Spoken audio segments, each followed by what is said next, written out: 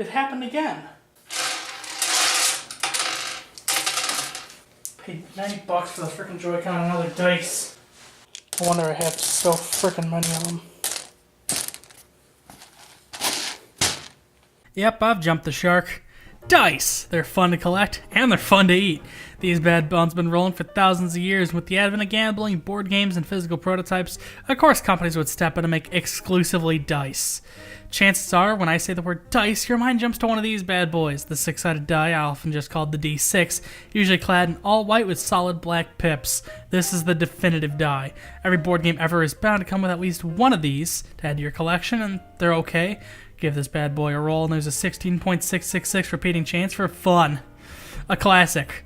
But to hell with the classics, we have 6 other types of dice. Let's go meet the team. This here is a D4. He's a triangle son of a bitch that likes to take long walks on the beach and stabbing your dungeon master in the palm. Introducing the D8. They're a bit crazier than the D6, but mean totally well. Looking to have some fun with numbers. Introducing the D10 and the D100. These two are functionally the same, just one has an extra 0 at the end of each number and the other doesn't. The D12 is lonely and looking for love. And last but not least, the D20, the cult classic of dice, a symbol of nerd shit everywhere. Together, these 7 make up pretty much every die you could ever think of for tabletop games and just kicking around when you need them. There's all sorts of crazy specialist dice too, like the D19, the D5, which is just a D10 with half the numbers, a D2, and my favorite, the all 6 dice. They're all 6. Every side's a 6. Dice collecting is a bit less of a hobby and a bit more of, oh Christ, I spent money on this? How much money? Oh no. For me. I've amassed a pretty sizable collection over the years. Ignore the fact that this footage is out of focus, I figured that out pretty quick. This is all out of focus. I'm not affiliated with any of these brands, although if they want to send me some free dice, get in touch. I just see them when I'm browsing around online, and I close my eyes for a second, and all of a sudden I'm standing in the Student Center mailroom with a package in my hands. The first edition of my collection was, honestly, all of them. Most of them. My freshman year of university, I heard a rumor of a company selling a pound of mixed dice, and like a maniac, I just had to have them. Chessex sells their mixed 7-piece dice by the pound, and to call this overkill is an understatement. I actually have 2 pounds of dice here as a single pound. Didn't quite fill up the bag. Yeah, that's a great way to collect, dude. Chessex's bulk dice are a little more on the screwy side, with a couple exceptions.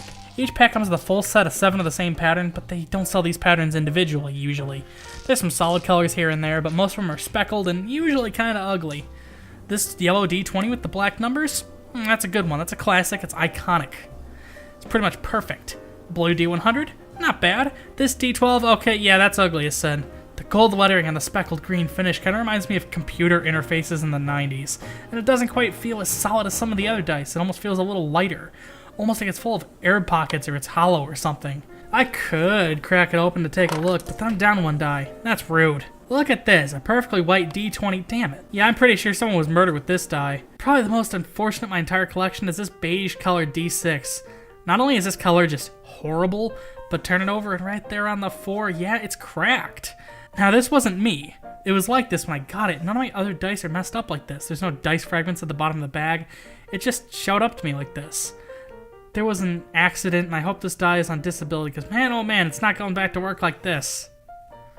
My entire collection isn't just bulk dice, though. A year or 2 ago, I ordered 2 special sets from Chessex as well. Gemini Black Pink with the white, and their Nebula Black set. The Nebula are the clear odd ones out in the group. They're clear, but they have some wispy black stuff on the inside, giving them a very distinct look from the rest of the sets. It's so easy to rip open the bag and find all 7 just by kind of looking around. I only really have 2 complaints with these. First of all, the D8 is almost entirely clear. It looks great, but without those distinctive black streaks, it stands out from the rest. And the D4 has these little divots on each side when you roll a 3. I don't know if it makes its roll more inaccurate or not, but it sure doesn't give me a lot of hope. Still, for completely clear die, or almost completely clear dice, I can't complain. These are amazing. And the Gemini Pink set is just so striking, with just a great contrast from the pink and the black. But again, weird divots on the D4 that caused me a little bit of distress, but this time it's on every side, not to the extent of the few on the clear one. Now, I don't own these, but man oh man do I want them. There's a company called Die Hard that make all metal dice. These things are apparently sturdy as hell and roll super smooth. I've had my eye on a couple sets, mainly the Silver Sapphire, the Dark Red Full Steels, and either the Gothica Shiny Copper with the black or the Battle Worn Gold. Why don't I own any of these? I mean, being $30 a set will do that to you. Compare that to the cost of a Chessex set, like $7 on Amazon, and I don't know. I'd rather just get 5 sets of cheap plasticky dice to fill my bag than 7 metal ones, just from a collecting standpoint. Also, I'd be worried about sticking these in the bag of the regular dice. They're going to settle to the bottom of the bag. They risk getting scratched up by the plastic dice or scratching the plastic with their metal points. I'm just going to stick with the Chessex dice for now. And hey, speaking of, a very short while ago, I bought my 3rd set, another Gemini. This time the purple steel. These dice, let me tell you, if I ever become desperate enough to start one of those Dungeons & Dragons podcasts, I'm going to be rolling with these bad boys. I mean, just look at them. Hold on, we're going to end the video real quick. Okay, now back to the dice. Yeah, I think you get it now. Also, we're not doing one of those Dungeons & Dragons podcasts, because that would mean I have to learn how that game works, and I don't get Dungeons & Dragons. Yep, I have 225 dice and counting, and I've never played D&D. I own the starter kit. Ah, sweet, 6 more dice. These look like Comic Sans numbers, but... maybe you guys better stay put inside that box. Yeah. But I haven't actually given the game a shot. See, the only things I know about D&D is apparently if you make a podcast out of it and your name's not Pro Jared, you're destined for a future of success in everything from Activision games to Aquabats videos. You can't be straight to play it, I think, and you need a bunch of dice and a lot of friends. And I have like 3 friends, depending on maybe 5 or 6, depending on how loose your definition of friend is. And the guilt I feel over not texting Byron or Kelly will probably kill me all on its own one day. But yeah, I'd need more friends. I'd also need more hours in a day or more days in a week to make room for new friends. I maybe speak with the ones I have for a couple hours a day at most, and the rest is filled with classes, commutes, figuring out internships, working on videos, finishing my backlog, cooking, cleaning, depression naps, the occasional milk break, and writing this bullshit. So why do I collect dice? I mean, I end up using them, some of them, and the reason for all the dice is that cozy little space that encompasses the 34th and 35th word in this script. When it comes to physical prototyping games, dice are handy. Even outside of chance, if you want to show, say, a player has 12 hit points left or something, you can just flip over a d20 to the right number, and with 225 of these things kicking around in that bag, they make for handy counters.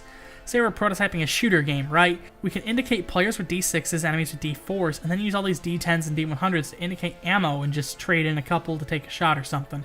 The possibilities are endless with the dice, and with a pack of index cards and a small satchel of dice, you too can become a game designer. Just look at me! So say you want to get into collecting dice, where do you begin? I still think Chessex is a great place to begin, but just about any company that makes all these little plasticky dice will do. Unless you have some cash to blow or a reason to own so many, I recommend staying away from buying a pound of dice outright. It's more sensible to pick up a set of 7 and a small dice bag to go with them. If these are just whatever dice, just browse around the dice company's website and find a color pattern you like.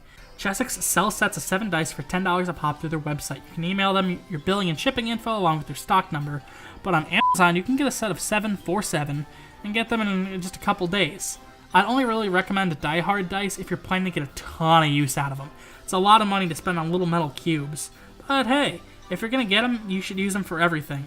Roll for initiative on your daily commute. Replace the ugly 6-sided dice in your game of Monopoly with your brand new D12, and try not to think about the fact that you just spent $40 on 7 dice. Dice are neat. I think they're neat. Did this need to be a 10-minute video? No, of course not. But oh my god, I did jump the show! If you like this video and you'd like to see more, I'd recommend subscribing. Patreon and social media links are in the description.